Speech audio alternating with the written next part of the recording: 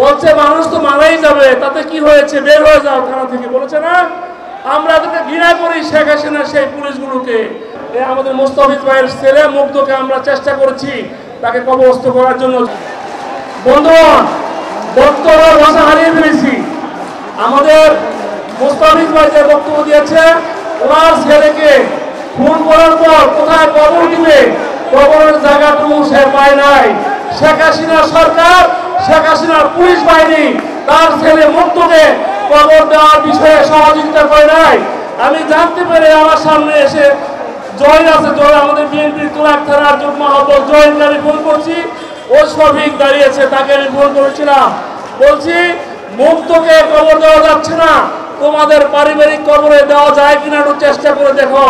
মাননীয় মহাসচিব স্যার, এই 53 নং ওয়ার্ড বিএনপির সভাপতি তাদের পারিবারিক কবরস্থানে আমি ফোন করার মাধ্যমে আমাদের মোস্তাফিজ ভাইয়ের ছেলে মুগ্ধকে আমরা চেষ্টা করেছি তাকে কবরস্থ করার জন্য। যদিও সরকার একটা মৃত্যু লাশকে দাফন দেওয়ার বিষয়ে সহযোগিতা করে নাই। বন্ধুরা আমার, অত্যন্ত দুঃখের আবার লজ্জার বিষয়ে আমার কোন বক্তব্য দিয়েছে, বলছে মানুষ তো মারাই যাবে, তাতে কি হয়েছে, বের হয়ে যাও থানা থেকে, বলেছে না? আমরা তাদেরকে ঘৃণা করি শেখ হাসিনা সেই পুলিশগুলোকে। তারা যদি বাংলাদেশের কোথাও থাকে তাদেরকে ধরে এনে বিচারের আওতায় আনা উচিত, আমি বিশ্বাস করি করা উচিত। বন্ধুগণ, আমি সংক্ষেপে কথা শেষ করতে চাই। তারেক রহমানের নির্দেশে নির্বাচনের পূর্বে তারেক রহমান আমার সাথে কথা বলেছে ফোনের মাধ্যমে, বলছে সর্বোচ্চ ত্যাগ স্বীকার করেন, ইনশাআল্লাহ সুদিন আসবে। তারেক রহমানের কথা আমি উজ্জীবিত হয়ে আমি সর্বাত্মক চেষ্টা করেছি। আমার আহ্বায়ক আমিনুল হক সাহেব, উনি জেলে ছিল, ডিবি অত্যাচারে নির্যাতনে অতিষ্ঠ হয়ে উনি কিন্তু অনেক কষ্ট করেছে, ডিবি হাজতে ছিল।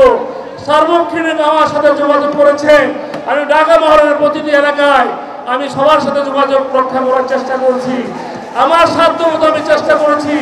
বিএনপির সিনিয়র যুগ্ম আহ্বায়ক সিনিয়র যুগ্ম আহ্বায়ক রিজভী আহমদকে এনে আমি এলাকায় 10 থেকে 15টা মিটিং মিছিল করেছি। ওই দুঃসময়ে আমরা চেষ্টা করেছি, আমরা সহ কবির সেগুন সহ আমরা সবাই মিলে চেষ্টা করেছি এই শেখ হাসিনাকে কিভাবে এই দেশ থেকে বিতরণ করা যায়। বন্ধুরা আমার, আমি আজকে সংক্ষেপে শেষ করতে চাই।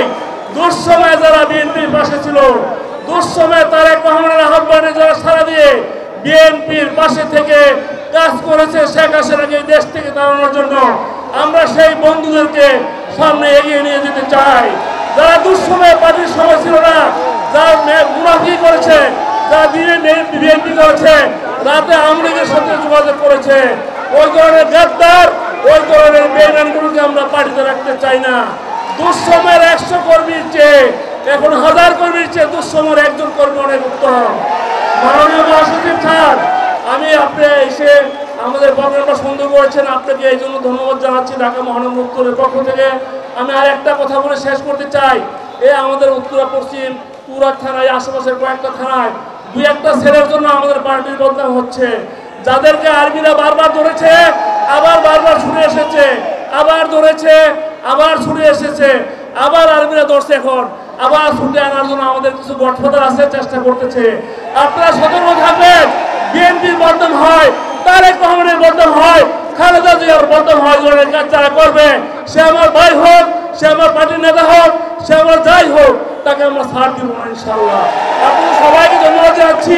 আজকে এই সুন্দর প্রোগ্রামটাকে আপনারা সবাই এসে, বৃষ্টি প্রচন্ড বৃষ্টি ছিল, আমি একটু পরে আসছেন, প্রচন্ড বৃষ্টির মধ্যে আপনারা এই মুষলধারে বৃষ্টির মধ্যে এই দীর্ঘক্ষণ অপেক্ষা করতেছেন।